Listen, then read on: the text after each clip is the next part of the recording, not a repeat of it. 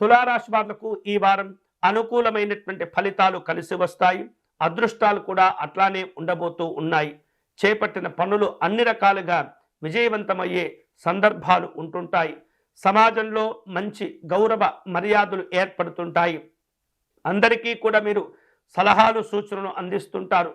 ప్రతి ఒక్కరిలో మీరంటే ఒక గౌరవ భావాలు ఏర్పడే అవకాశాలు ఉన్నాయి. ఇవన్నీ కూడా మీ యొక్క నడవడిక మీద ఆధారపడి ఉంటుంటాయి.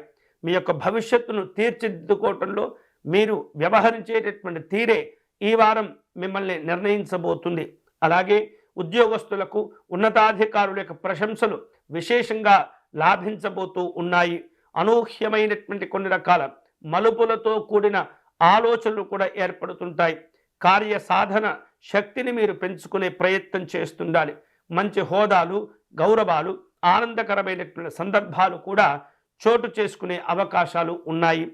బ్యాంకు సంబంధమైనటువంటి లావాదేవీలు నిర్వహించేటటువంటి వాళ్లకు చక్కగా కలిసి వస్తుంది.